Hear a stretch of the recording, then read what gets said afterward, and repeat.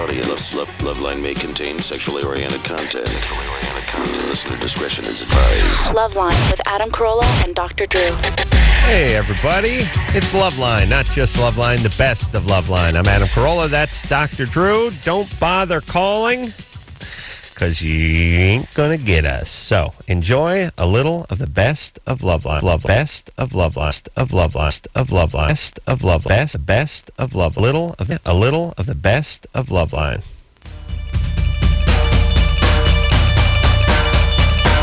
Hey, everybody. It's LoveLine. I'm Adam. That's Dr. Drew. Phone number 1-800-LOVE-191. The Black Eyed Peas are here tonight. Fergie and Taboo are in here. We have...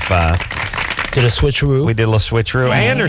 Anderson, maybe you can play the Taboo theme song, which is this.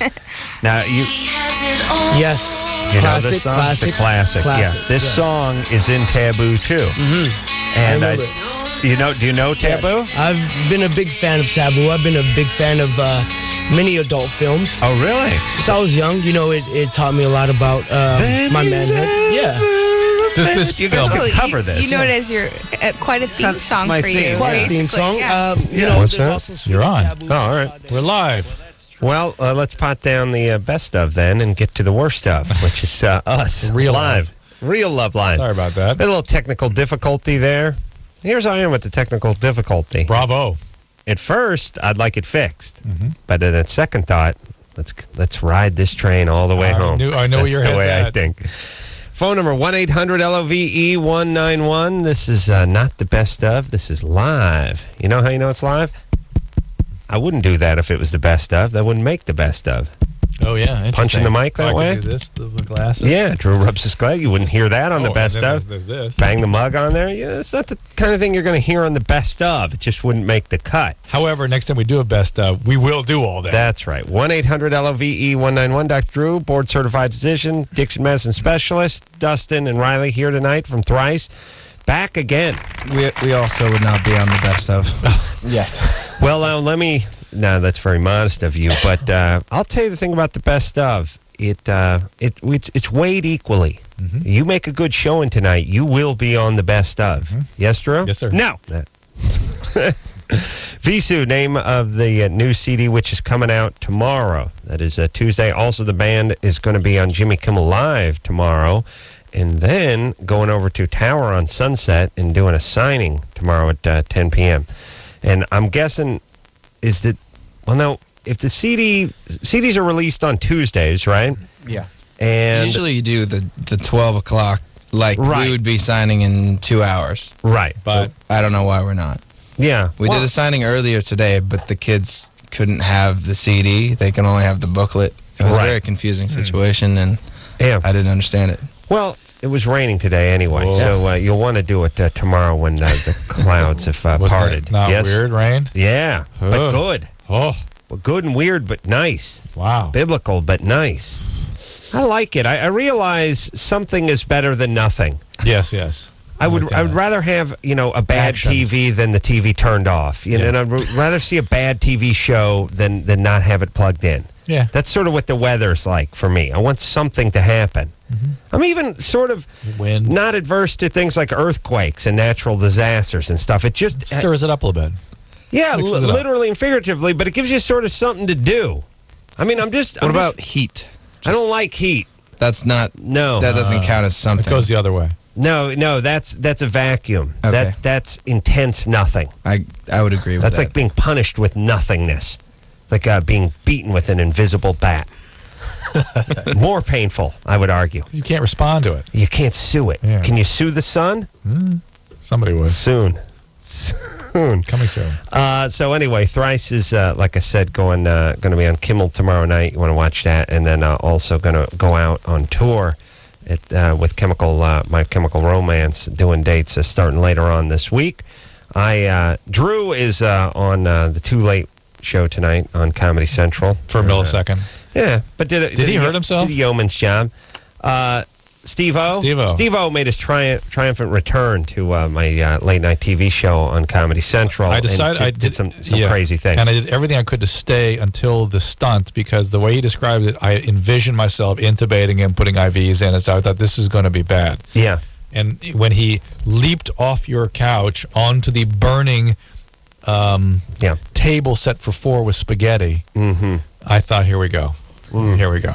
Yeah. Would have been nice if that hurt him because he went on to do more damage. Oh, he broke the table. I saw that. Yeah. Drew, don't step on it, buddy. Oh, you got to watch to see what happens. Oh. Do they? Or they can just close their eyes and listen to you paint a very vivid picture of what went on in my TV show tonight. It could have been the spaghetti table. Yes, it could have been, but I don't think it was. So Steve's triumphant return, and then, of course, Too Late. Not Too Late, the Adam Carolla Project on TLC tonight, if you're listening tomorrow. Because I it's was Tuesday at nights. USC today, and I promised to mention that a great experience over there. Well, what'd you do over there? You have a talk. Return home. Who'd you talk to? Medical students. A couple students. Yeah, tourist free. All right. Freebie? No. No. You talked to the one that chucked her baby in the trash? Smart. I did not talk to nor did I talk about the one that chucked her baby in the trash. Who chucked their baby in the trash? Some student that... Student? She's incarcerated now, probably in the jail ward at the hospital. Really? Yeah. SC student? Apparently. Yeah. The neighborhood's right, but the college student part just doesn't add up. Right. They were all abuzz about that. Wow. Yeah. Yeah, the part where they say, like, well, first off, I understand abandoning your child, but why do they have to go into the dumpster all the time? You know what I mean? How about a basket and put it on the steps of the church or down the Nile, put it in the wicker basket, let it float down the river? Really, the dumpster? Give it a chance. Yeah, I mean, I guess what I'm saying is the baby alive? I don't know. I don't think so. If you want the baby's Thank you, Anderson. Good. If you want to, well, I mean, good reporting by Anderson. Not good. The I know baby's what dead. you mean. Sure. What? Good. But here's what I'm saying. If you want to kill your baby, then kill it and bury it. You know what I mean? Or if you then want the baby to live, you just don't want to raise the baby, then set it on the stairs of a schoolhouse. But why just the sort of in-between move? That dumpster seems sort of in-between. Because usually those are people who are psychotic or have really serious mental health stuff. And they're just flailing. There's food in a lot of the dumpsters, though. Oh, Anderson. Please. I'm never going to dignify that with a chuckle. All right. You ready to go to some phones here? Yeah. Megan? Hi. 22? Yeah, I am. What's up? Actually, I just want to start off. I am a diagnosed nymphomaniac. Megan, who diagnosed you? Yeah, first of all, there's no such term, so there we go. Well, okay. Well, my therapist or whatever said that I have what is technically called nymphomania. It stems from issues and all sorts of wonderful stuff. Anyway. All right, here's the deal. You can have sexual addiction or you can have sexual compulsion, and both of those tend to be caused by sexual abuse in childhood. No therapist would call you a nymphomaniac. No, that's not a term that has any meaning. Yeah. Well, yeah, she just said that I have, it's pretty much a compulsion to just have sex all the time. Right, so you were sexually abused as a child then? Oh, yeah. Yeah, excuse me, of course. Who wasn't? I mean, come on. Yeah. Well, no, I had no problem admitting it. It kind of happened. It's true. I'm not really that upset about it. I dealt with it. I'm still dealing with it on a daily basis, so it's not a big deal. All right, hold on a second. You've dealt with it, but you're dealing with it on a daily basis? Yeah, Well, which okay. is What it? I'm saying is that, like, the larger part of it, like, some of the harder emotions I've gotten through, but there's things I kind of deal with on a daily basis about it. You know what I mean? Yeah. Yeah, it changes your brain. And so what part of it is a perception that it's over, I dealt with it. But the reality is it has a persistent effect on how your brain functions. As you see, you're sexually addicted, sexually compulsed. Who molested you? My brother. Oh, nice. What's nice? Biological brother? And then they let him into the military and gave him a gun. How creepy is that? Well, there's a good chance he's going to get shot before he shoots anyone else. Well, You got to look at it that way. One Look, can only everyone does that thing where they go, and then they let him into the military. That's who we want in the military. Here you go, buddy. First, you're going to Fort Bragg in Kentucky, and then, pow, we're shipping you overseas. You're essentially off the continent. That's good. And see that guy over there? Yeah. You know what you think of your dad? Yeah. Pretend that's your dad. Now go get him. Go. Perfect. Scat. I said get. Go on, get. I mean, that's what you want. What do you want? A bunch of well-adjusted guys that want to talk things out, not prone to violence? No, you're right. Go molest the enemy. Mach Schnell. Mach Schnell, baby. That's what I'm saying. Get on a boat. Here's a gun and have at it. That's what we want. What do we want this guy staying stateside and going to junior college? Well, suckling off the teat of the taxpayer, molesting more people? No, get a gun, go overseas. Where was she? 6. Line 6. All right, Megan. How long did he do this to you? For? For about 8 or 9 years. Ooh. Awful. Bad times. All right, what's your question? I recently got in a bullet bike accident. I have road rash from, like, the bullet top of bike, my... I think she's saying? What's a bullet bike? I fell off a bullet bike. Fast motorcycle. You just mean Jap junk? What are you talking about? What's pocket rocket? what's a crotch rocket? What's a bullet Yeah, cycle? like a crotch rocket. All right. You fell off it? Yeah, What kind of accident? I What does it mean? I got in an accident. I was drinking a little heavily and fell off. Listen, Megan, you're an addict too. You need to deal with this. This is not gonna go well. Wait a minute. What kind of motorcycle were you riding? I have no idea. It was a Honda something. You fell off the back or you were driving it? Yeah, I fell off the back. All right. That makes more sense. Wow. Because chicks can't ride motorcycles. No, they really but can't. nymphos I'm can't. in total agreement with that. No. You want to know how you know the guys who can't ride the bikes? I've always found is when they sit at the light and then the light turns green and they take off. Both feet are out like pontoons all the way through the intersection. They're just like a upside down V. They're like a teepee. The nut sack is on the tank and then the legs are just straight out, almost like when a guy's walking a tightrope and he has that sort of balancing stick. When you see both those legs out at a 45-degree angle and the knees locked, and you see that all the way through the intersection, it's like this guy cannot ride. The guys who can ride put one foot down and they pop the other foot up before they even start rolling forward and just let the clutch out. Just go pop, go. Yeah. You know what I'm saying? Yeah, makes sense. That's how you know. Yeah. I'll watch for that. Watch for it. I will. Start watching for it. Stay away from it. Yeah, that guy's dangerous. All right. Megan? Yeah. Yeah, Megan, the therapy is not going to really help your condition. You've got to get some 12-step. You've got to. I actually am in a couple of... I have been in 12-step before. It just doesn't really, kind of do it for me. Yeah, but Megan, you're 22. You're not done it. You're not capitulated to it. Let me just give you a little work to do, Megan. And you guys, everyone jump in and tell me what you think. But I would say, going through what you've gone through and seeing what you've seen, being molested for multiple years, your job, probably before the age of 26, 27, and it's really 30, but I just don't want to, turn you off too much, is not to get pregnant, not to get stabbed by a pimp, not to fall off the back of a motorcycle loaded and get killed. Like, you're not really going to thrive for a few years. Your job is to not do any permanent damage. Not get strung out, not get thrown in jail, not crap out a bunch of kids. She is going to get strung out, though. That's what I'm saying. This accident really has been a big turnaround for me. Now she's on Vicodin. Good. Yeah. It was a wake-up call. And so what painkillers? Yeah, definitely. Taking some painkillers now?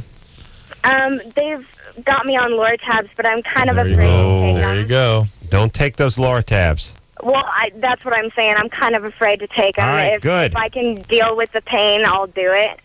Do it, So and do therapy, and don't get pregnant, and don't go to the joint, and don't do it. Just survive for a few years, and then things will start getting better. Yeah, and that was... All right, that's good. Okay, that's all. Next. Well, look, Drew, wouldn't you say for a lot of people that listen to the show and call into the show, it's not really about thriving; it's about not getting cut from the team.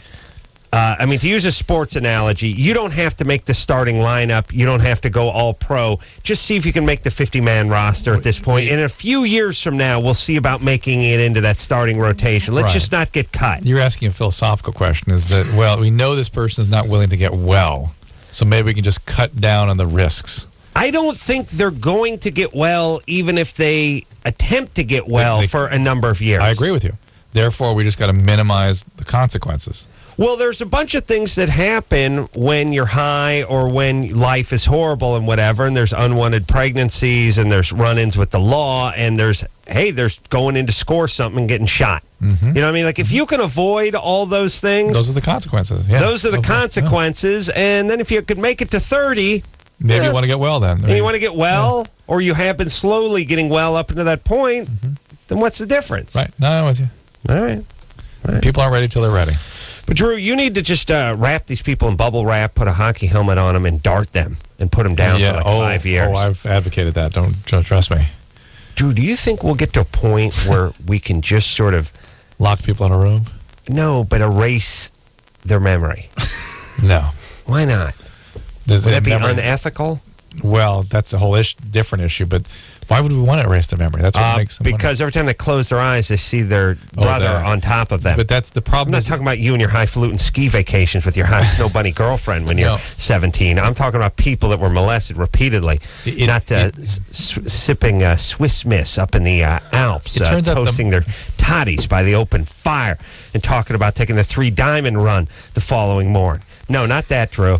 I'm talking about sweaty stepbrother on top of you for 9 years. Yeah. You look cathartic. Yeah. Oh. Yeah. Yeah. Okay.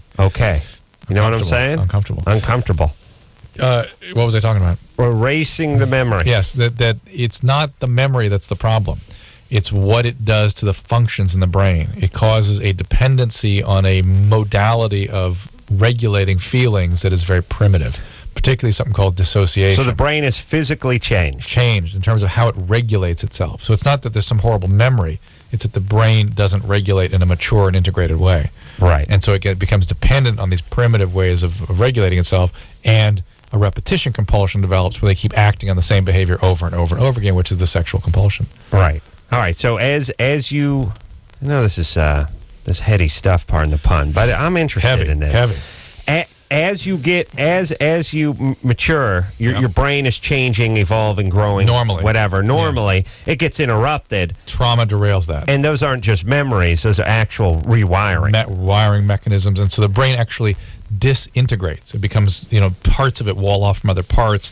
And so that part where she's dealt with it, that's still sitting there having a reaction, even though she can't reach it. All right. So there's really nothing. No. All right. Carrie? Hi. You're 20? Well, why don't I take the lower tab then?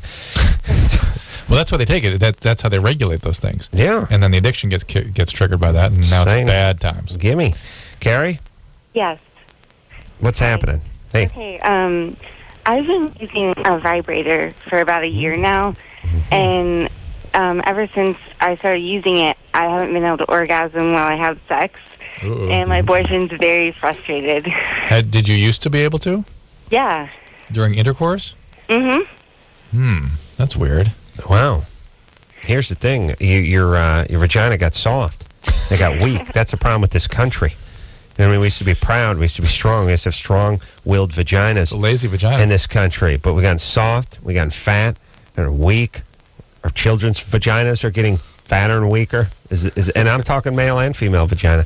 I'm talking both. I'm listening. Metaphorically, your son's vaginas, Drew, they're soft. They're weak. They don't have the intestinal vaginal fortitude that your father had when his vagina came over on a boat many years ago from the old country, yes? Yes, absolutely. Had nothing but a dream and a nickel in his vagina. Could anyone's parents come over with more than $10? Where's the Geist, the vaginal Geist? Is there anybody's parents that came over here, or grandparents or great-grandparents that came over with a couple of dreams, a suit, and actually about $1,300, which is pretty good money in those days? Everyone just had $4? No, they didn't have 2 nickels to rub together. Look, if you're going to a new country, how about you save up $40? Huh? That's my thing. That's my thing. If I'm just going to get on a boat, it's going to get a cruise. It's going to last 42 days, and I'm going to Greece. I think I have more than $3. Yeah, probably. Yeah, I'll go. Call me nuts. I'm going $30. That's me. And I might put a watch on or something, too. Maybe take more than one shirt. And for those of you who didn't bring the $30, what's the plan? What's the plan? I know, and it's like you go, well, $3 back then could buy, a meal and a beer and yeah, okay, a couple of meals, but okay, so it was equivalent to $80 or something. You know what I mean? Like, couldn't you?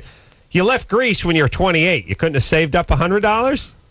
Nothing. They didn't use money. No way. What do they pay over?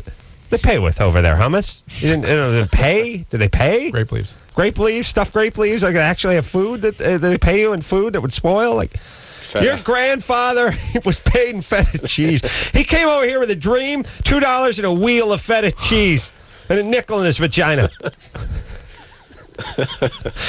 I'm just saying, look, if you're coming into this country, the dream part is good. Now have a couple ducats to rub together, would you? Or where are we, Drew? Megan. Well, she can't orgasm with her vibrator, so lay off it for a little while, or incorporate it into what you were doing. Bring it in. Ooh, go with it. Yeah, but women can't. That doesn't work for women. Ask her. It's weird. You're right. Yeah, it is weird. Carrie? Yes. Did you try to incorporate the vagina? No, the vibrator. I'm so on the vagina now. Of course. Yeah. No, I haven't tried that because my boyfriend's like, I think he thinks of that as like not prideful for him or whatever. Well, why don't you just go ahead and pop that pride bubble and bring it on in? Yeah. Yeah. With that vibrator. Okay. Well, here's the other thing, too. There's the thing about guys and stupid people. They have to make things their idea. Right. You somehow make it his idea to incorporate this into the bedroom, and he'll be into it. I don't know how. I don't know the best way to sort of do that. Is he aware of the vibrator? Yeah. Well, he bought it for me. Oh, we did? Yeah. How long have you been using it? Bitten by your own snake. Yeah. That's what this is. No, he bought it for me because we were having problems like I had estrogen problems and really low estrogen. I couldn't have sex and I couldn't get turned on or anything. At 20, you were having estrogen deficiency? Why, were you on the Depo shot or something? I got put on, I had low estrogen and I got put on like progesterone or something. Yeah, that's the opposite of estrogen. I don't know. All right. Clearly you don't. Just sweat the details. Clearly. All right, so listen, Carrie, he bought you the vibrator, but he doesn't want to use it with you. He wants me to use it at home. Right. Not out in the driveway. No, he wants me to use it, but because we don't live together, so he wants me to use it, but he wants me to use it as he thinks that'll make my sex drive go up. And it has. Guys, and the whole mad scientist approach to their girlfriend. Yeah. We're going to work this. So here's the thing, Carrie. He bought it for you, so you incorporate it into the act. Yeah. Yeah, he knows it already. Bring it on. Come on. Just go ahead and bring it out. Just sort yourself, Carrie. It's ridiculous. Yeah, go ahead. Come on. He's treating you like some sort of beaker, some sort of, Erlenmeyer flask. Bunsen burner. Yeah. Is Bunsen the name of a guy? I guess, yeah. Wow, that's good. Bunsen burner. Big John Bunsen. He invented this flame that goes under this thing. Sure, it's Dr. Bunsen. Big Duke John, Dr. John Bunsen. But I don't think the sort of configuration that Bunsen burner has changed in 300 years. Well, if it ain't broke. I just like the alliteration part, They don't call it the Bunsen flame. Somebody's smart enough to call it the Bunsen burner. Bunsen torch. Yeah, no. Bunsen burner. Yeah. He had a good PR person. Bunsen burner would be a great, man. If you were a fast wideout, went to Bunsen State, be an awesome name for you. I don't know if there's such a college, but it's worth to start one just to have a team so you can say you were the Bunsen burner. Yeah, boy, this guy returns kicks like nobody's business. All right, Thrice in studio tonight. Drew, go find the name of Dr. Bunsen. All right. And really, you really think you need a doctor to invent that flame? Maybe he wasn't a doctor. The guy should probably just now work welder or something. Archimedes. Go look that up. Thrice in studio tonight. Going to be on Kimmel tomorrow night, everybody, and then going to be over at the Tower on Sunset Strip at 10 o'clock, signing the new CDs. We'll hear something off that new CD and talk to you after this. LoveLine's phone number is 1-800-LOVE-191. LoveLine with Adam Carolla and Dr. Drew. We'll be right back. Live on a...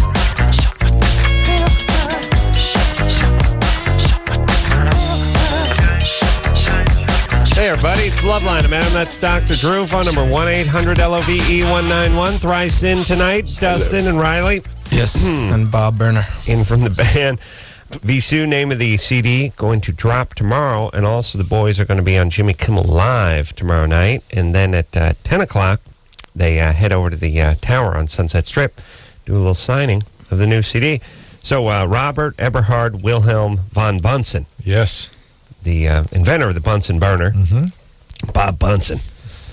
Bob Bunsen sounds like a guy who will sell you insurance and play a little junior college guard, too, like on the football team. Right. Played. Now he's a fat guy with big forearms who wears a short-sleeve shirt and a tie. Hi, Bob Bunsen. Nice to meet you. How you fix your home? Comp? Collision? You doing okay?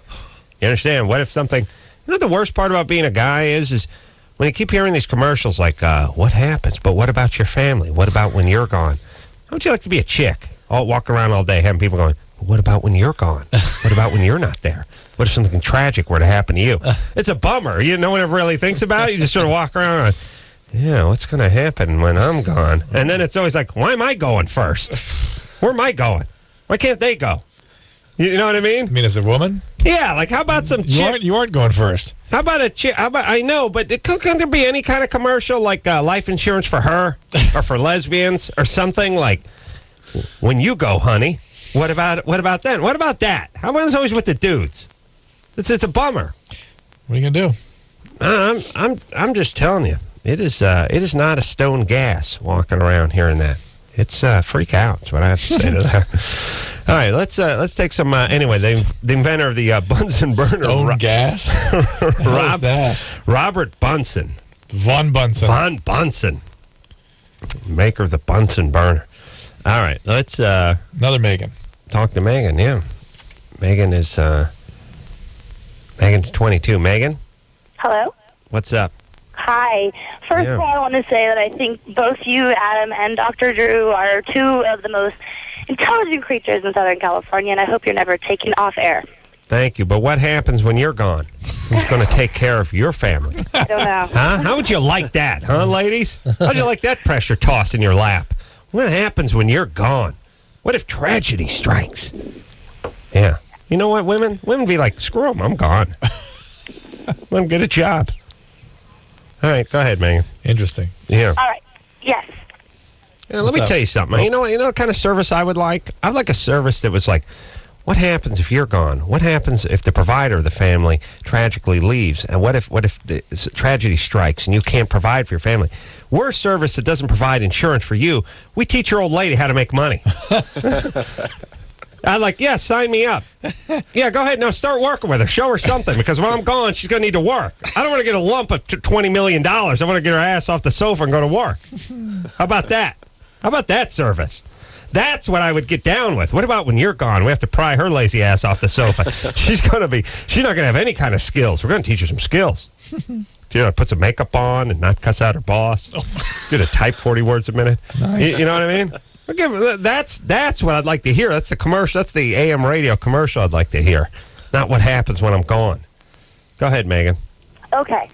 Last night, a caller called in regarding HPV for women, and Dr. Drew said the vaccine would be available to us within a year. I bet you. I'm betting on that. Okay, because I unfortunately have the cancerous strain, and I'm not sure it's been determined yet what it's going to do for people that already have the virus, whether it can slow it down or decrease it. It is a way of preventing transmission of the virus. Well, it's like polio or some any of these other vaccines. Well, sometimes vaccines though can help the body attack chronic viruses. Really? Yeah. And is there another example of that you can think of? I mean, if it's smallpox or something, is it going to work if you get smallpox and then take the thing? There's some data that suggests you can, or other diseases you can actually inoculate against melanomas and things. There's other stuff you've got that you can help fight. But I haven't seen any data on that yet, Megan, so I don't know how to answer that one. That may or may not be available. I'm not sure. Oh, okay. You're not for sure on that. Okay, I'm sure the vaccine were available. I'm just not sure if it'll be of any use to people that already have the virus. Yeah. Okay. And Megan, if your life is claimed by uterine cancer, what about your family? Who's going to provide for them? Okay. All right. No, see, how do you like it? Have you had abnormal paps yet? Okay. Yes, I have. Yeah. Okay. And I had what's it called? Not the colonoscopy, the colposcopy. Colposcopy, yes. Colposcopy. There's a cone thing too. Conization, where they take the center of the cervix out. Yeah. Okay. Well, so it will just help me transmitting. It will just keep me from transmitting to other people, but it won't do anything for me. You're sure? Well, right, correct. Okay. Well. Yep. That's it. Thank you so much. There you go. Dr. Drew. All right, Megan. All right. Take care. Good times. Lesbian life insurance. Home Mutual lesbian life insurance. LLI. Yeah. All right. Hey, we should hear a Thrice song. Beautiful. How about that? Yes, thank you. New CD Visu coming out tomorrow. Well, really in just about 1 hour and 26 minutes or so, technically. And this is a little something off it called Image of the Invisible.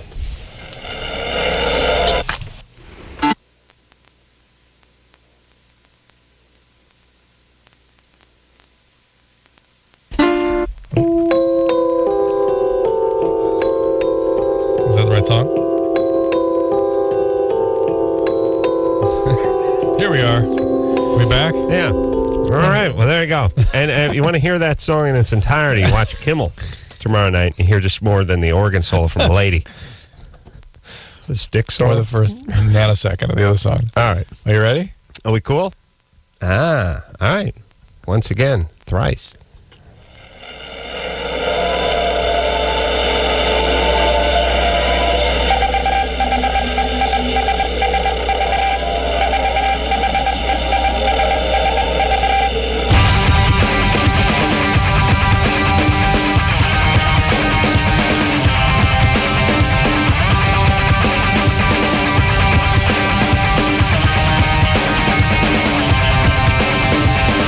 We're born to jump in.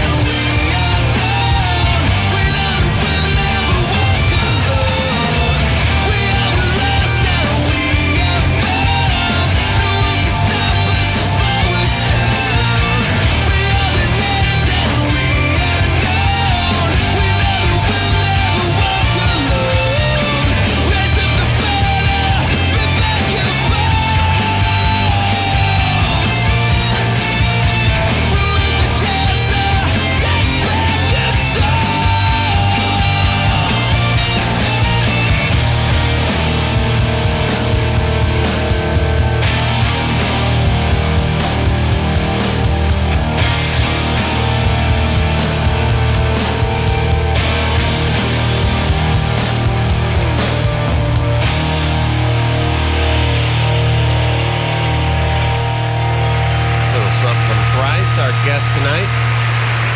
The album is coming out tomorrow in just about an hour and 20 minutes from now, technically. Visu, name of the CD, going to be on Jimmy Kimmel Live tomorrow night, and then also signing at the Tower on Sunset Strip tomorrow. Drew. Something burning? No, you know what? I get that deodorant smell going on in here. You know, like that Old Spice. I thought it smelled like something like burning. Did you wearing any Old Spice? No. Nothing? Not you? All right. Let's play a little Germany or Florida. All right, fair enough. All right. Yeah. Trevor? Oh, here we go. Oh, theme song for Germany or Florida. Is it Germany or Florida? David Allen Greer at the mic. Germany or Florida? Let's find out. Dun, dun, dun, dun, dun, dun, dun, dun, dun. Yeah, big ending. Trevor. Ooh, doesn't sound good. Germany. I'm guessing. Trevor? All right. Gone. Caller goes by Trevor? No? Boy, I'll tell you, that's tough. Normally, I like it when calls drop off, but when we do the big Germany or Florida send up and then... get that. That's awful. Nothing. Want to talk to Kyle? Sure. All right. Kyle. Hi. 20? Yep. You have a question for the guys? Yeah, I was just wondering how they feel about their album being leaked on the internet before it is released. It pretty much happens with every record there is nowadays, so... Yeah. Okay, so is it just whatever? Accepted? All right. It definitely lessens like the importance of, I guess, midnight tonight or tomorrow morning, because I guess most of the excitement is hoping that everybody gets the record, that day, and they sit down with the liner notes and stuff and take it in as a whole. But I don't know. It's cool enough to know that people are into it enough to go look for it on the internet and find it on file sharing sites, I guess. Well, it means you've arrived. Yeah. Really think about it. You guys are actually my favorite band. I really appreciate it. Thanks. Thanks, man. Thanks, man. There you go. Hey, are you going to buy this CD? Actually, I have it pre-ordered, the special edition. He's got off the air now already. Pre-order. Thank you for doing that, man. What's the special edition? It's a regular edition with a special sticker on it. Oh, yeah. It's got like different art. It's got like foil stamp and a 32-page booklet with all these liner notes and kind of What's like a liner note? like old it's like old jazz records where there's like extra like a lot of literature in there. Like we did notes on every song, like background of the songs and then You've seen liner notes, haven't you? No, I don't know what that is. Well, liner notes aren't liners just anything you put in there, like the thank yous. Yeah, and the that would all lyrics be and liner that. notes. But we put like I don't know what you'd call them. Band commentary, Yeah. song commentary. It's one of these things Nerd where stuff. I think that the fact that people can go on the internet and steal things and share things and download things have forced the artists to sort of step it up to offer more than just the music, but to offer the liner notes and the art and the other aspects of the band and other aspects of the CD that go along with it. It's one of these things where at first it's sort of like, oh, this sucks, but it's sort of, I don't know, it's almost like the American car companies didn't like the Japanese coming in and competing, but it forced them to sort of up their product a little bit. And now everything looks pretty good now. Yeah. Look at stuff in the 80s. Just be a picture of some dude on there, and then on the back of the CD it had him looking backwards. Right. Looking over his shoulder. Right. That was one frontal shot. Back when he's looking over his shoulder, and the name of the album was like looking back. And that was about it. Then you open up, it was nothing. With the It was Brett just album. a folded over piece of Kleenex in there. That's right. Nothing. That's right. All right, but now look at this. I know. Art, Wow. graphics, pages, recipes. Nice Warnings. gazpacho recipe on page 9. You see that, Oh, Trip? nice, yeah. Yeah, look at that. Squid. All right, we'll take a quick break.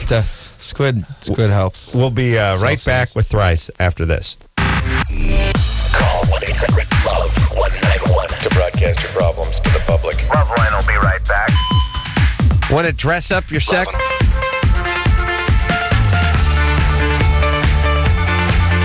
Yeah, buddy, LoveLine, I'm Adam. That's Dr. Drew over there. Thrice in studio tonight. They're going to be on Jimmy Kimmel Live. What does Visu mean? Tomorrow night. It's from Book V by Thomas Pynchon. But basically we knew we wanted to have a one-word title. And in the end, we chose something that wasn't loaded for people. So it kind of could be a blank slate for them to listen to the record. And what does it mean, though? what does it mean? Does it have meaning? In the book, it's actually really kind of a labyrinth of meanings, and I think we like the sense of mystery. Give me a basic meaning of Vesuvius. The code word for Vesuvius and the entrance to the underground. All right, there you go. Interesting. Very. Who's the author? Thomas Pynchon. Pynchon, is that the correct way to say? That's what I was. I don't What's he write? What's his big book? Hop on Gravity's Rainbow. I don't believe in reading. I believe it poisons the mind. I'll go ahead and talk. For you. If I can't say it or watch it, I'm out. I don't like that reading business, Drew. No pictures. A lot of books. Pynchon's not exactly eye candy. It's tough reading. Very weird. Yeah, it's very weird. What's that place that stores the books that'll let you borrow them sometimes? The library. Always forget that one. Libra. So it's like a sign. Okay, because because it doesn't have the word book in it, so it's confusing to me. Library, what's that mean? Do you know what I mean? Yeah. It doesn't have the word book in Ex it. Libris. And then the thing is who would borrow a book? What That's weird. What kind of twisted individual would go take a book home? And then, you know what I mean? Then to have another person, a book that other people have touched. I understand it if somebody comes to you and takes your books away. I understand that, but you going and taking books from other places and then bringing them back and then looking at them and then bringing them back later on? Wild. Is it the taking or the bringing it back that weirds you out? To me, borrowing a book is like it's like me jumping over my neighbor's fence, grabbing some of the fecal matter in the backyard, and scurrying back over the fence again. Speaking of which, by the way, confusing for the neighbor. But then putting it back later. Then later on, 2 weeks later, putting it back, paying him 17 cents, and watching a couple of unemployable people read a newspaper with a huge wicker cane attached to it. I like that one. What was that? That crazy bonsai cane that was attached to the thing that Japanese guys would fight with, the crazy wicker cane. They use it for caning in Cambodia. I know. What do we got? 22 cents worth of newspaper? Who's making out with that thing? What's someone going to do? Keister the Sunday paper and stroll out of the place? Where's it going? We put the newspapers on this crazy. It's like how long would it take to load the papers on, too? Hour 45 minutes. Yeah. $128 per paper to be loaded onto that thing because it's a union guy and he's on golden time by the time he gets a sports page in there from the Sunday edition. And it's more like it's put on some sort of weird barbecue spit thing, like it's going on a rotisserie. What is that thing, Drew? Do they have those? No, not anymore. Like in hotels, you'll see them once in a while as a throwback to some sort of turn-of-the-century reference. Are you supposed to read the newspaper with that giant stick on it? Yeah, it's supposed to keep it kind of organized for you. Kind of keep it, You know what? I would like to be so rich one day that I had the paper delivered with the stick on it. Every day. Big, solid oak, hand-turned, lathe, does everybody know what we're talking about? Spalted stick on my newspaper. They'd put it on like a rack. Put on a rack. Yeah. It was like all the bad part of barbecuing and none of the meat or fire. Yeah, nothing. Von Bunsen, he'd hate this. He would not be down with this. I can tell you that right now. Yeah. What is that, Drew? Find out the name of that stick, and I'm telling you, I want my paper delivered on that stick. Bunsen pox on it. Cynthia? Hi. You're 27? Yeah. My boyfriend's stingy with his porno. He won't share it with me. See, I think the porno's great. It's educational. It's fun. And his excuse is that his past relationships, the girls were like, I feel uncomfortable and stuff. And I'm like, bust it out, dude. And he's just like, kind of, I don't know. How do I go? I want to ride the pony, Daddy. Yeah.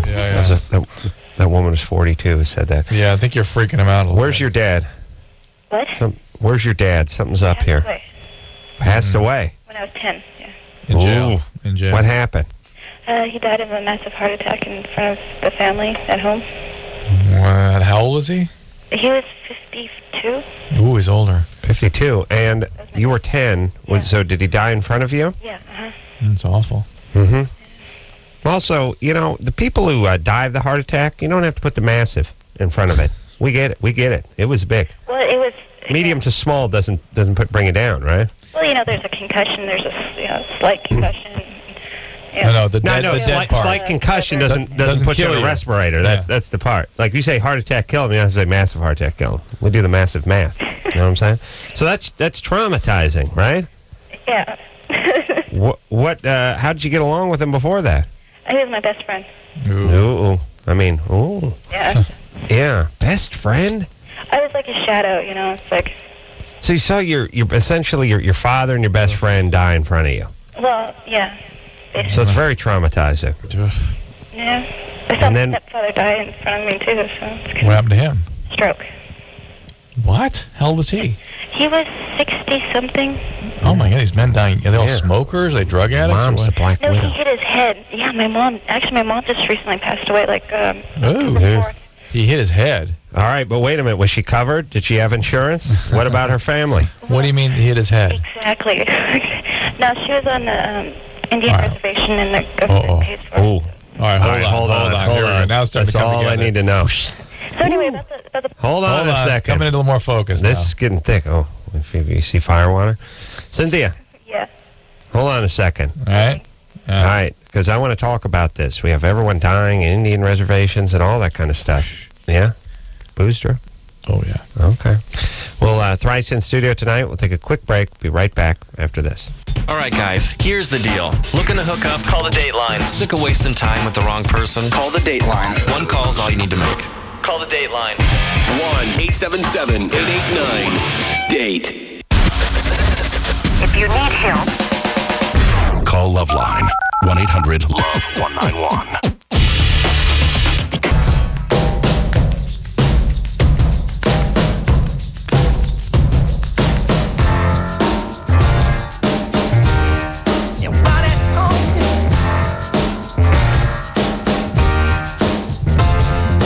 Yeah. Hey, everybody, it's LoveLine. I'm Adam. That's Dr. Drew. Dustin Riley here tonight from Hello. Thrice. Going to be on Jimmy Kimmel Live tomorrow night. Nervous time.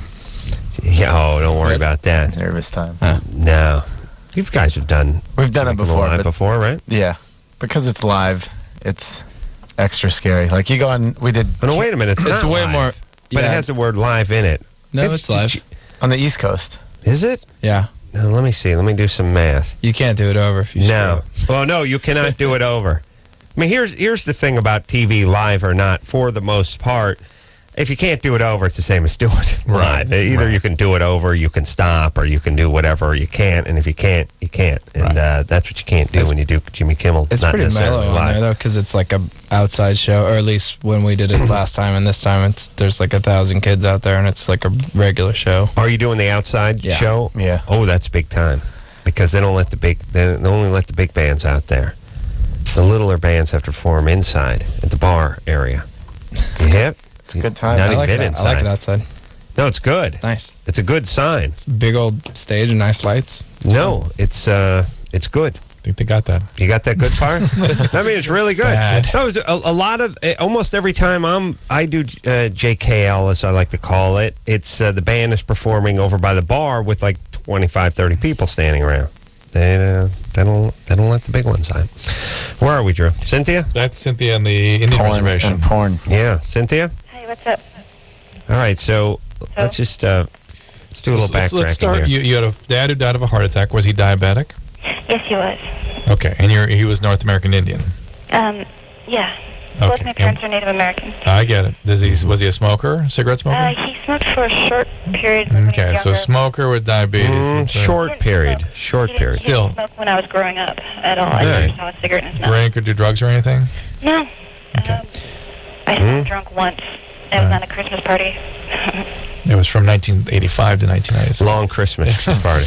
Every day's Christmas when you're on the reservation. All right, Cynthia. So there's a little bit more than just, oh my God, he just dropped dead. This young, healthy guy. He had diabetes. Well, he had diabetes. Yeah. So okay. So and then your stepfather, you said he had a stroke, but he hit his head. Yeah, he was On the way down. my niece like in a baby seat in the back, and then like hit his head, and later on that night he just passed away. Doing what with the baby? Well, head injuries have nothing to do with stroke. So Well, what are we talking about here?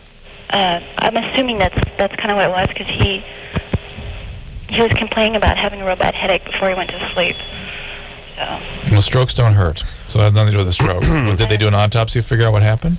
I never got that involved with like what happened. Okay, so we don't know what happened to him. Well, kind of freaked freak me out. Like I heard a whole thing about North American Indians getting the diabetes. Oh, yeah. And having a huge problem with weight and the diabetes. Yep. yeah, my brother has it. Is he big? Yeah. Diabetes and alcoholism, those are the two biggies. Well, I'm the second one. You have alcoholism? Well, I have like a need to drink. Like That's called alcoholism. That's called alcoholism. well, I'm not like technically smart like you gentlemen, so yeah, I'm an No, alcoholic. you have to be a genius to be an alcoholic. Exactly. Quite the contrary. I'm poster child for that. Okay. Anyway, All right. And how's your diabetes or your weight or all that stuff doing? I weigh like 145, and I'm like 5'6", or 5'9". That's good. Mm-hmm. And what else? And she likes porn.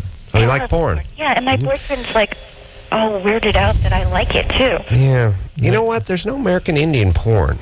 They got a lot of black porn. There's a lot of Asian porn. Well, you know, back in when the Indians were running around in little leather cloths and the white man was coming over and stuff, they would just have sex on rocks and stuff, and the white man. Yeah, I know. I'm just saying, why didn't someone film it? So there was Indian porn. There's long heritage. Yeah, but I don't want to see some cave drawing of an Indian with a boner. I want to see him get it on.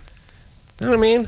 Think about that. Camera obscura. It would be hot to have the Land O'Lakes butter squaw going down on some... Tonto. Yeah, big squanto. You could rent Clan of the Cave Bear. Clan of the Cave Bear?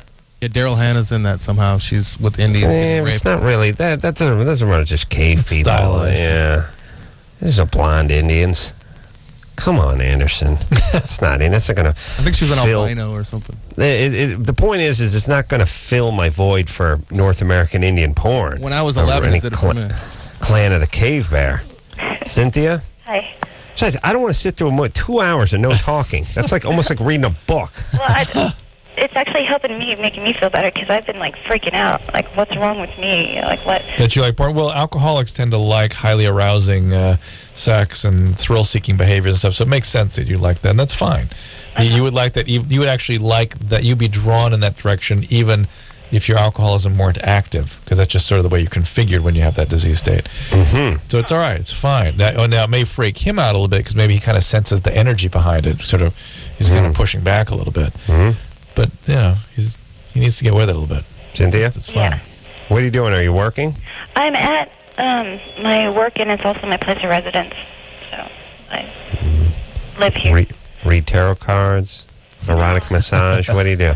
No, I mean, I clean the place, but no, my boyfriend's the general manager of this place, and And you live there? Yeah, I mean, I don't know if I'm allowed to say the name of the place. Like it's in a hotel, an apartment complex, or something? No, it's a theater. Theater. Mm-hmm. Yeah. Any adult themes or just? It's like magic stuff. Okay. What does that mean? I don't know, but when I hear magic, it's time to move on. It's adult magic. Adult magic. Don't see that porn either. You know the worst place? You know one of the saddest? I'll tell you. You want to know the saddest place to live? And a lot of these places have places to live above them. There's a weird sort of thing where they would build a business and they would build a little apartment above it. Like old days, they'd build a liquor store and there'd be that little apartment above it, or a little deli or a little corner market. And there'd be that little apartment above it. And the guy who worked at the place just lived there. He'd just slide down a fireman's pole. He'd be at the cash register. It was actually kind of the way to go because he can look after it and do all that stuff. Tax write-offs and things. Yeah. You know a place that builds the little apartment above it? Coin-Op Car Wash. You ever see the Coin-Op Car Wash with the little apartment kind of thing above it? If you look at some of the older ones especially, I have seen a few new ones too. It's that little about the size of sort of the main square island. There's little stairs going up. There's always put a little office or something above there. Is that the manager living? Somebody's up there. Ooh. And it's like, look, as long as you can keep the towelettes fresh and you can keep the soap in the dispenser and you can make sure there's change in the dollar bill change machine, you live up there. But that's just crazy. That's a depressing place to live. Yeah. Above the Coin-Op. Yeah. Yeah. Group showers. Yeah. Yeah, I imagine it would have its perks, and I would have lived there for many years of my life. I would have jumped at it for quite a few years. Yeah. Natasha. Yes. 23. Yes. Hello. 23. What's up? Well, I was just curious. Is there anything wrong? The only The only way my boyfriend would want to have sex with me is that I'm, on the time of the month. First, it was just that he wanted to go down on me only on that time. And then ever since I wanted to let him go down on me on that time, that's the only time he ever wants to make love to me. Wait. You mean he actually knows you're on your period, or just coincidentally, whenever he really is going for it, is around that time? No. It's when I'm on that time. He knows I'm on that time. How does he know that? Hold on. Hand the phone to him, would you please? I know he's standing there. No, he's not standing here. He's actually at work. Give him the phone. No, there are guys that will actually become more sexually interested around that time. And some women get that way, too. Yeah. But I'm just wondering if she's saying that he's just interested then, or more interested then, or he has instructed you, Natasha, to alert him when there is menstrual blood so he can then go down. Well, she hangs the sheet with the spot in it out the window, and he knows when he's driving by to stop. So which is it? He when he knows it, that's all. How does he know it? Well, I live with the man, so... So you tell him. You tell him that's what's happening. Yeah, okay. And that's... at first I was just, really like, wow, it was gross. It was, that's gross. But then I let him start going down on me, and then now that's all he ever wants to do is only when I'm on the time of the month. And then now it's only when I'm on the time of the month that he'll want to have sex with me now. Wow. I don't understand. I think it's gross because it's, more wet and, it has a bogus quality. Yeah, put him on the phone. Would you hand him the phone, please? He's hand him the phone. Where? Where does he work? Slow. Where does he work? He's a security guard. No, there's a shocker. Mm-hmm. Yeah. What's he guarding? Yeah. Yeah. Is he guarding anything? You know what I secretly think? I think they hire security guards so that guy doesn't rip stuff off. Right. I think they just see guys milling around the warehouse and like, hey, put this shirt on. Here's some pepper spray. Sit here. We'll give you $8 an hour. And it's like, oh, there's one more guy that's not going to rip this place off. Because he was planning on ripping the place off before they gave him a job guarding it. Now he's gainfully employed. Now he's employed. Yeah. Can't get the bennies by ripping the place off. No. Pennies. Natasha? Yes. What do you do? I'm a nurse. Ooh, what happened to you? I love my job. I know, but what happened? Molested? No, I love my job. I took care of my grandparents. I don't mean molested at work. I mean, you take care of your grandparents. Yeah, I take care of the geriatrics, elderly. Where's your parents? Well, I have my father. I recently just began speaking to my mother. Oh, here we go. Yeah, it's on now. I was young. Ooh, that's where the nurse part comes in. Yeah. Yeah, we had to be a mother. Yeah. When did how old were you when your mother left? She left when we were little. Like, I was, I think 4 years old when she actually left. That's awful. And where did she go? She just left. She was on drugs. Yeah. All right. Now it's starting to come together. My father and my grandparents. That's horrible. And she didn't leave the country or the state or anything. She just was getting high. I never knew if she was dead or alive. And when did she resurface? Well, my sister actually met up with our grandmother. She heard the name, and it just kind of, came about my grandmother and my aunt, my mom's sister, and then it kind of surfaced up from that. So your mom was out of your life from age 4 to just recently? Yes. Yes. Is she in recovery now? Yeah, my grandmother made a big, womanly spot in my life, so that helped a lot. Yeah, but your mom cutting out when you're 4 is huge deal. Devastating. Huge deal. And not coming back and quite devastating. Yes. Getting dumped off at your grandparents, and now you've taken this energy and turned it to taking care of the elderly, which is a good example of sort of taking lemons and making lemonade. That's, But it tends to drive you to subjugate your own needs on behalf of others. Yeah. And I don't trust the night watchman who only shows up 3 days out of the month in the bedroom. I don't trust this guy. Yeah, I wasn't sure if that was normal or... No. I'm going to deem it abnormal. Yeah. Now, if a guy wants to, If you're a guy where the flow doesn't get in the way, that's a different thing. That's a man of exquisite sexuality and passion, like Dr. Drew. But this guy's seeking it. But if this guy's seeking it out, that's something else. Yeah. And that's it.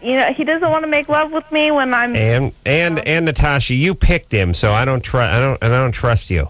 Right. You don't trust me. Well, you have the trauma. I don't trust your instincts. Yeah. You have the trauma instinct. That means you hook up with abusers.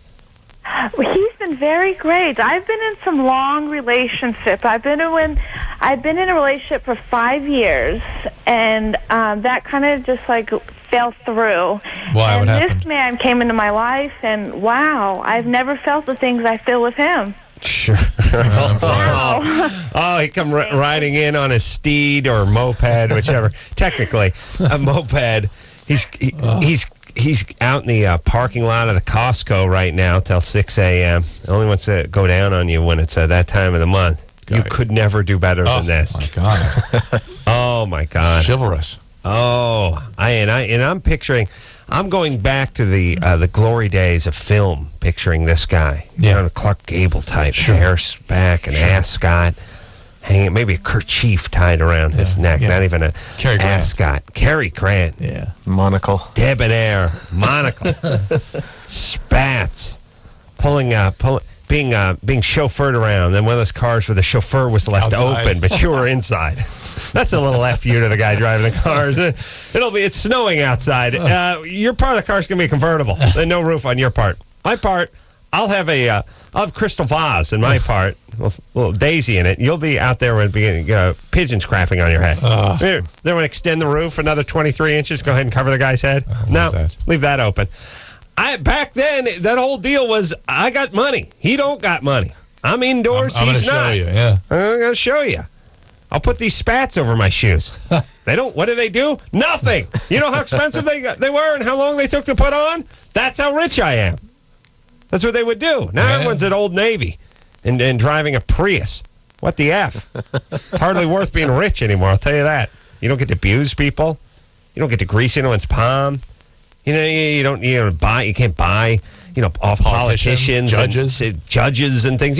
Used to be if you had a couple of bucks, you make your own rules, you have your own laws, you just enslave a few people. You know what I mean? It was good. It was awesome. How dare you? Now it's like, we're all going to the Old Navy. We're getting some cargo pants, and then it's off to TGI Fridays for a burger. Yeah, we're getting a little performance police, and that's about it.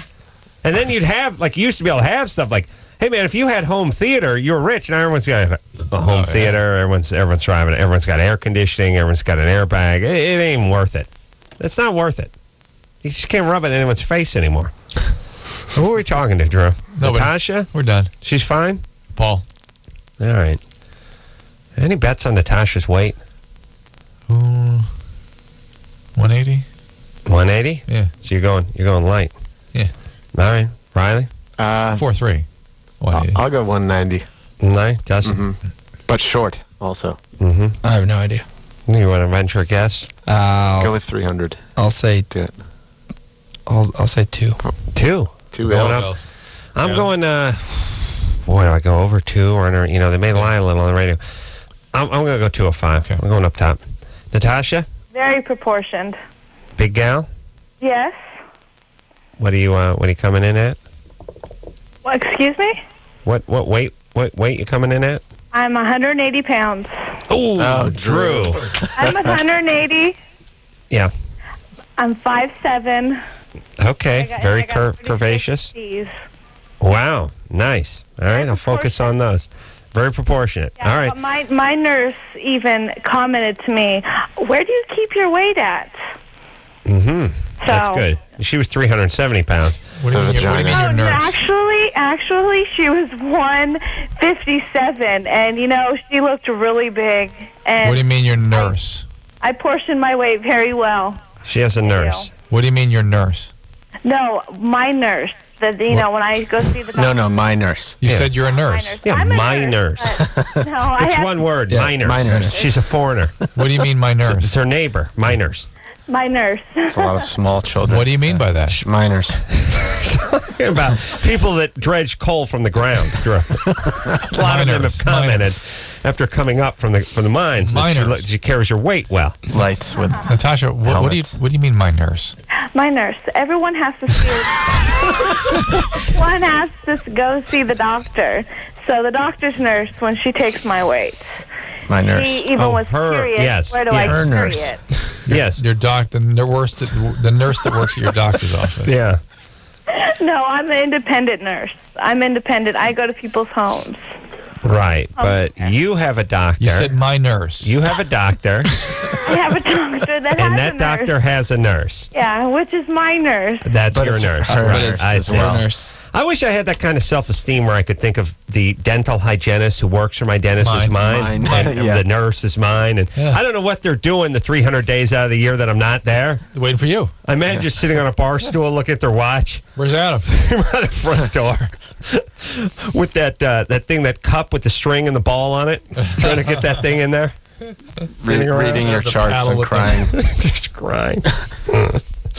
Miners. Miners. You know the cat. And by the way, Drew 180, and you deserve applause for the 180. Although you'll not get any from this bitter crowd. I will claim a moral victory that 180. In reality, if I threw her on the scale right now, I'd get a 205 right now. She did qualify as my nurse said I'm 180. Her nurse wanted to know where she hid the weight. Yeah. All right. You can always answer my huge ass. So I answer. My gunt. You're nuts. Let's take a break. We're going to take a break? Yeah. Paul? Hello? 22? Yeah. You've been doing heroin for 6 months? Well, actually, I've been doing it longer than that, but I've been shooting it for 6 months. Shooting it for 6 months. What's your question? Yeah. Are you high right now? Oh, it has to be. Yeah. You're a heroin addict. Yeah, pretty much. Pretty much. Yeah, You're a heroin addict. Pretty much. She's hot, yeah. Absolutely. You're a heroin addict. Okay, what's the question? My right arm is like numb. You're a heroin In the addict. morning, it's like I have no blood flow in my arm, and I was wondering what I did. Maybe like pinched off a vein or something. I don't know. It hurts. It's numb like your little finger and fourth finger? Actually, my middle finger is just completely numb. But when I wake up in the mornings, I mean, or anytime I'm laying down, my entire forearm goes numb. No, it's probably from you injecting. You probably hit a nerve. You probably destroyed the nerve. Oh, really? There, so, yeah. Okay. So. Okay, and one more quick question. I was wondering why I don't sneeze. Why?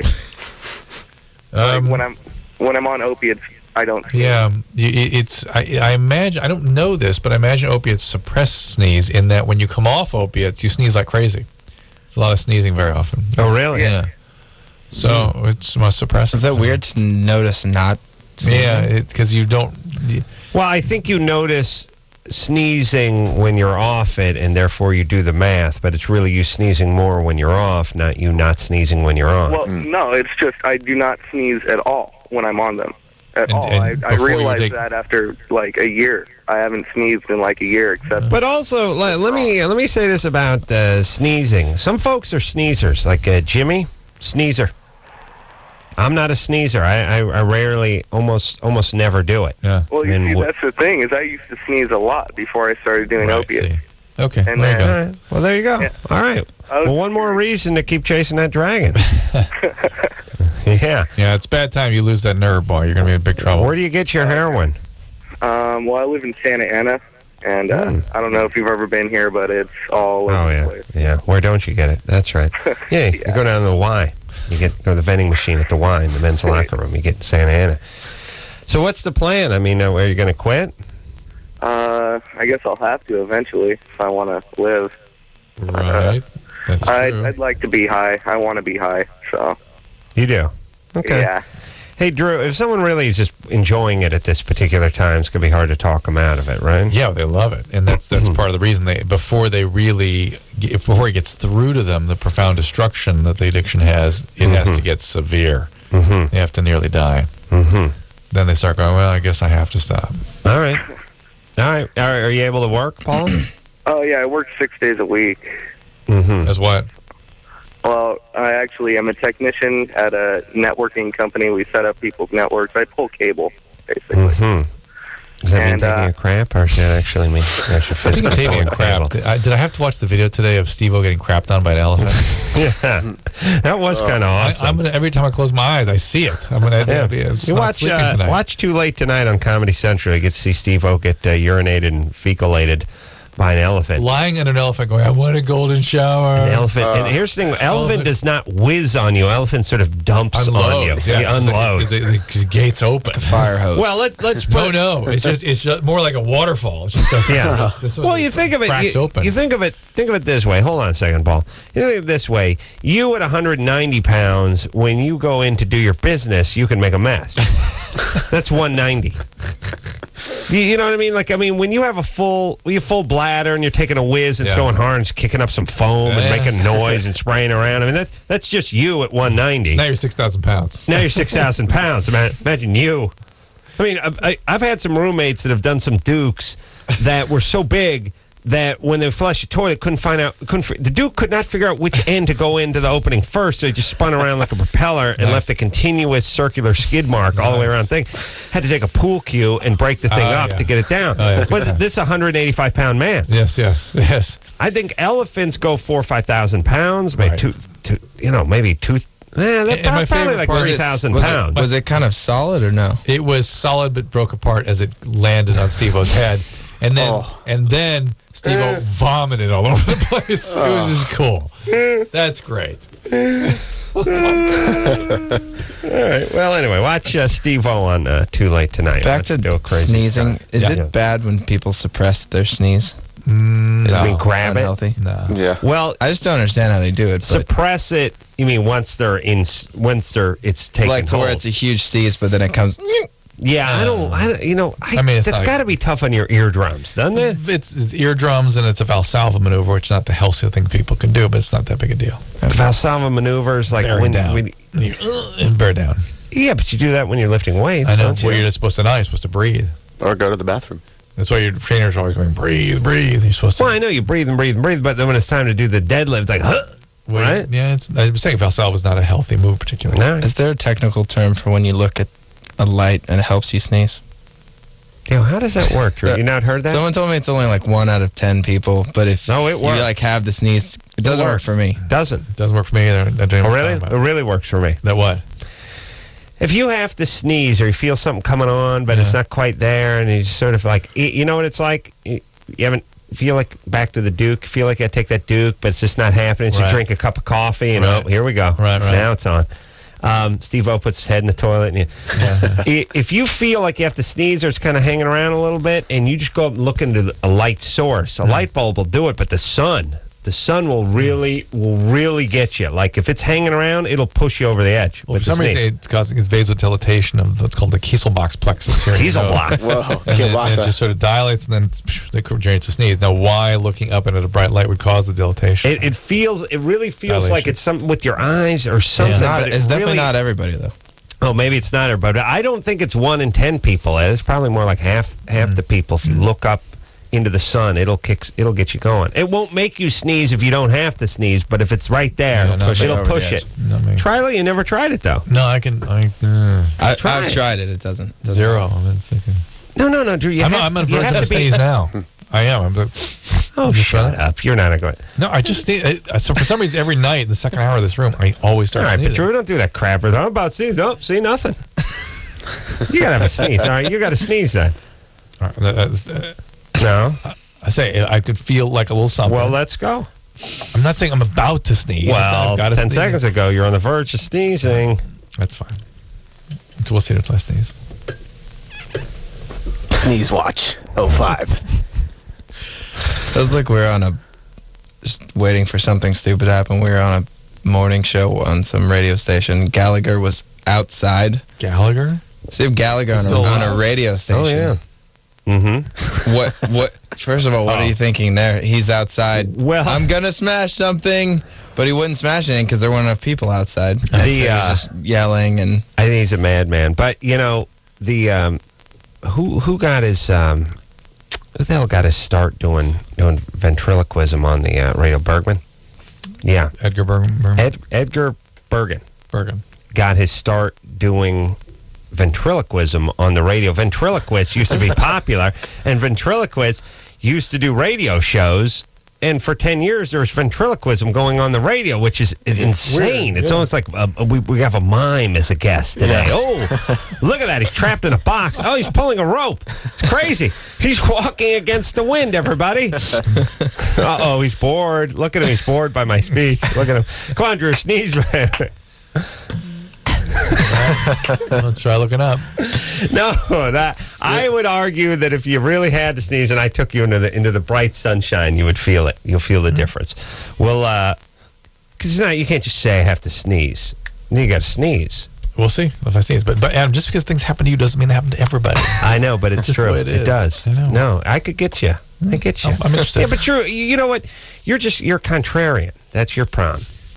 Remember that time? Remember we got in that conversation about putting metal in your mouth versus putting wood in your mouth? Yeah, that doesn't I told a lot of people that story, and they're like, what is he, high? There's no difference? Yeah, I can't.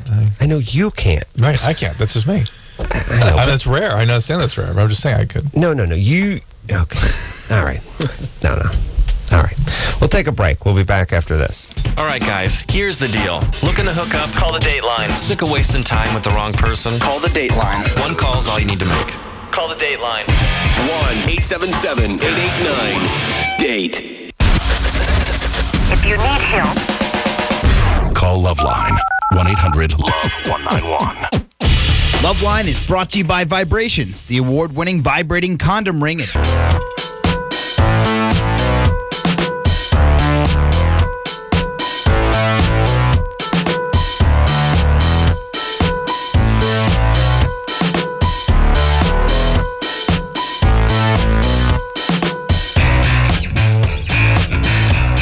Hey, everybody. LoveLine. I'm Adam. That's Dr. Drew. Drew took a solo silent whiz, did a little soul searching, came back and realized the Ace Man was right. Phone number, 1-800-LOVE-191. Thrice in studio tonight. Going to be playing the outdoor stage, thank you very much, at the Jimmy Kimmel Live show, or JKL. Unless there's lightning. Oh, yeah. So we're hoping there's not. That could be cool. No, they'll cancel it. They'll move us inside. It's rain. Yeah, rain. They'll move us. They'll downgrade us. Oh yeah. Oh yeah. Eesh. I think the storm is passing. So I hear. Yes. Supposedly. All right. The bad stuff. Robert. Yes. 23. Bob Bunsen. Yeah, Bob what's Bunsen. going on, guys? Hello. What's happening? Nothing much. Actually, I have a question for Thrice. All right. Shoot. I was just kind of curious to. I was wondering what involved your ideas with the new album Visu that you guys didn't get to do on the older albums, like Identity Crisis or Arson Ambulance, things like that. We had a lot of time to write this one. We kind of just said we were gonna not let anything push us around scheduling stuff. So we were at home writing for 9 months or so, and writing on the road before that. And there's a lot of different instrumentation, a lot of keys, piano, Rhodes, organ, synths. So it helped us create a lot of different moods and soundscapes, I guess. And I don't know, it's much better than the previous records in our estimation. Robert? Yes. You going to get it tomorrow? I sure am. All right. Have you downloaded any songs yet? I heard 2 songs on MySpace, and I'm really, really, really enjoying them. Like, I've been a big fan of your guys' music for quite some time now. My first show was I saw you guys at Calvary Chapel in Downey. That was a long time ago, man. Yeah, and I mean, you guys 6 years ago. You guys have continuously just been blowing my mind, man. Your guys' music is awesome, and like when Illusion of Safety came out, like I listened to it almost every day, and I never got sick of it. And like to this day, I'll still play it like a couple times a week. Whoa, Thanks cool, man. for Thanks. sticking with us, man. No How's problem. everything else going, Robert? You working? Yeah, I'm actually working in their hometown of Irvine, actually, and I work pretty. I do a pretty good job. I can't say where I work at. It pretty much involves selling phones. So. All right. So you can't mention Verizon. Can't say where you work at is either a real good thing or a real bad thing. It's a good, high-ranking government official, or you just work some porn shop and your scary dad might be listening. There you go. You're going to go with the latter or the former? So. Yeah, I think the porn shop. All right. Let's talk to Erica. Who's been on hold for 82 minutes. Yes. Well, maybe if you wouldn't talk so much. Erica? Yes. 19? Ooh, Erica. Uh-oh. Yeah. Are you small? No. Well, Uh-oh. Did you get molested? Yes. kind of. I mean, I don't know. It's kind of a long story. Well, something bad happened. So anyway, what's your question? How do you know something bad happened? I can feel it. Yeah, I can too. It's that little voice. Yeah. What happened to you? Nah, it doesn't matter. Your voice is 311. Yeah. What happened? Well, like, I was really, really little, and I didn't really remember it. And then, like, when I became sexually active with my boyfriend, it's just, like, I was like, whoa. What? You had flashbacks. Yeah, I was just like, whoa, you know, like, because basically what it was is, like, basically, like, I had dry humping or whatever. And, like... Who were you dry humping? Well, like, that's just, like, someone who I trusted when I was older, like, made me do that when I was really little, and I didn't know it was bad at the time, you know, I didn't know, like, what was going on, you know. Who made you dry hump? My grandpa. Oh, that's weird. Like, he didn't, like, he babysit me, and he'd say that, like, he said, like, we were playing horse or whatever. Yeah, boy. And then when I got older and started, like, becoming sexually active with my boyfriend, and then me and my boyfriend broke up for a little bit, and then I started talking to one of my friends, and then, like, it all just, like, I was like, whoa, you know? Yeah. Like, is that really what my grandpa was doing? Come here and give me a hug. Where's Grandpa now? He lives, like, in a different town than me. Like, I moved away from my family. That kind of puts a fine point on it, huh? He lives in a different town than you. All right, well, I've pinpointed him here on my map of the United States. I can see it. Yeah, the guy's address. We're going to send a strike force team in there right now. Fence there. Oh, look at this house. They just phoned in. They're outside the house. He lives in a different town than you. I see blue tile for some reason. All right. He lives in a different state than me. All right. You know, you're free to say that state, you know. No, that's okay. Is he in Florida? No. Mm-hmm. Okay. New Mexico. Yeah. Okay. So he dry humped you. Well, like I don't really remember. I just remember like going in, like, and I'd wake him up after my parents dropped me off, and like he'd say, like, you know how, like, you'd wake him up. Yeah, like because I'd wake him up and tell him that I was there. Oh, okay. And then, like, you know how normal grandpas would do, like, how they used to bounce little kids on their knees or whatever and play horse? Well, like, instead he'd have me, like, sit on his lap. Oh. And I didn't realize that it was bad when I was... Well, I'm also trying to figure out... You sound like someone who's been molested, so I believe it. But I'm also wondering... Was this guy really doing that, or are we just sort of interpreting it this way? See, that's what I don't know. Is like... Whose parent is he? My mom's. But your mom's. The only reason why, like, I started thinking about it was because I used to babysit my cousin, and when she, like, I babysit her on the weekdays, like in the summertime when I was in junior high. Yeah. And then she'd go to my grandpa's on the weekends. Uh-oh. And when she came home and I'd change her diapers, she'd be really, really, really red down. And then I asked my aunt. And then, like, I've also heard stories from my other cousins that my grandpa has done stuff to them. Good enough. Here's the thing. If please, fellas, if this is the road you want to go down with your infant cousins or nieces or granddaughters or whatever, have the dignity to just put a bullet in your head, would you? Mm-hmm. There's nothing wrong with that. You know, we don't... Hold on a second. We don't talk about suicide as a glorified death so much anymore. The Japanese culture understands it well. If you've brought shame to yourself or you're going to bring shame to yourself, put a bullet in your head. It's a much better way to go. And then not only do your grandkids get spared your amorous knee, but you do not have to walk around for the rest of your life with the knowledge of knowing that you essentially attempted to have sex with, your 14-month-old niece or grand, whatever. How about all the moms bringing the kids back around, farming them out? Awesome. Can you imagine that? Awesome. Yeah. It's so crazy the way humans are. I'm just saying, just please, there's not enough guys. You know, here's the thing. Here's who is committing suicide. You know, some student who got a B on their chem lab at UCLA. They jump off the bell tower. Then there's the guy who, there's the captain of the ship who ran it into something and spilled a bunch of oil, and he's going to kill himself. There's the dad who's been laid off. There's the frustrated teenager who thinks no one will listen. That person. What about all the pedophiles that should be killing themselves? 65-year-old guy. Let's work on that. Let's see if you can kill yourself. See, but it's the kind of thing where they're not getting it in the first place, I don't think. They're not understanding what they're doing, you mean? That they're hurting people?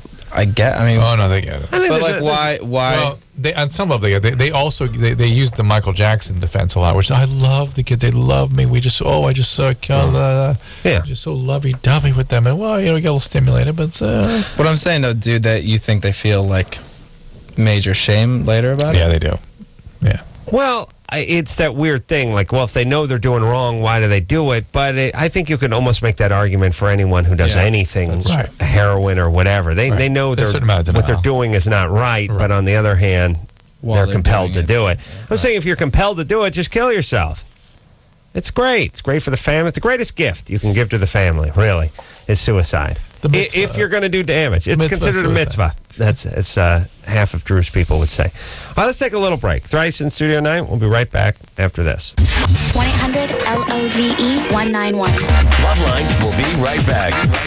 LoveLine is brought to you by Vibrations, the award-winning vibrating condom ring at GotVibe.com.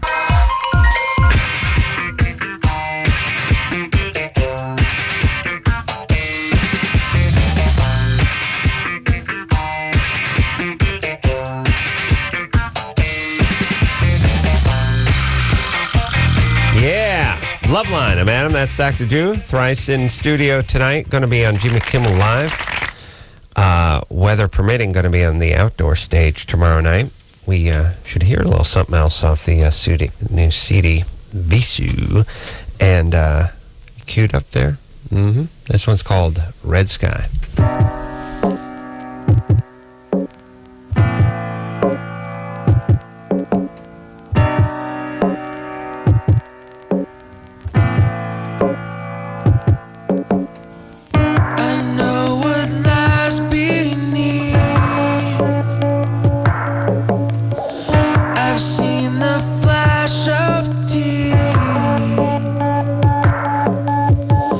Conspiring with the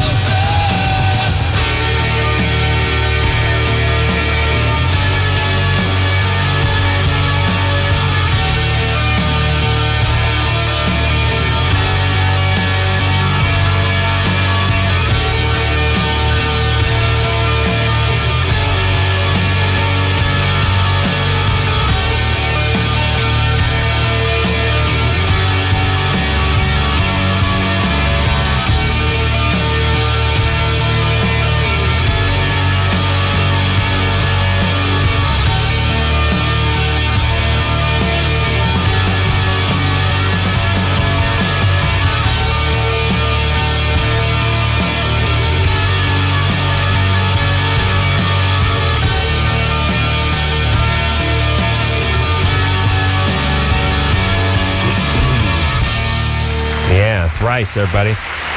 Visu, name of the new CD, coming out in 6.5 minutes.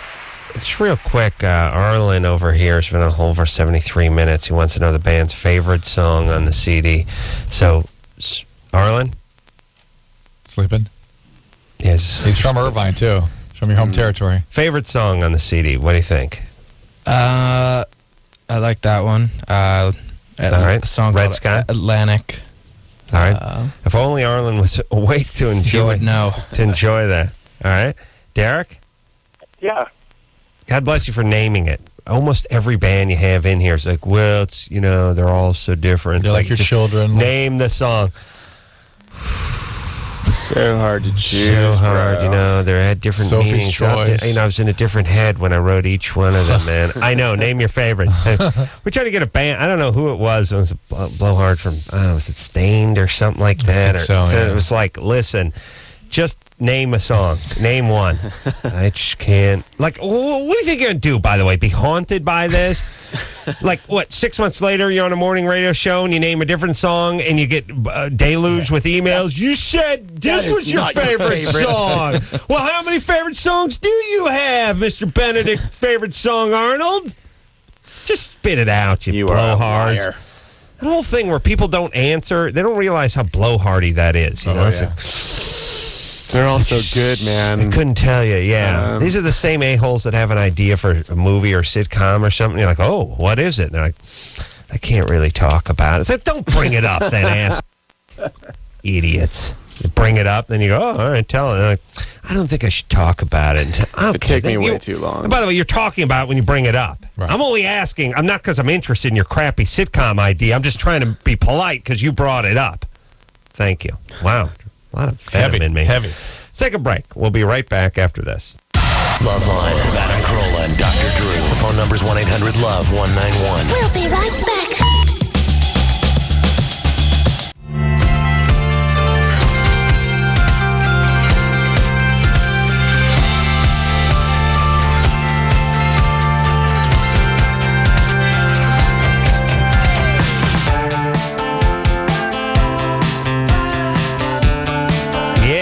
That's it, everyone.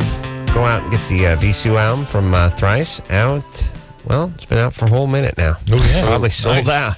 The band's going to be over on Sunset at the Tower on Sunset, signing at 10 o'clock. And going to be on JKL tomorrow night, playing that rocking the outdoor stage. Thanks, guys. Thanks. Always a good time with Thrice, and we'll take a 22-hour break. Until next time, it's Adam Carolla for Dr. Drew saying mahalo. This has been LoveLine. The opinions expressed on this show are not necessarily those of the staff, management, sponsors, or this station. The producer for LoveLine is Annie Gold.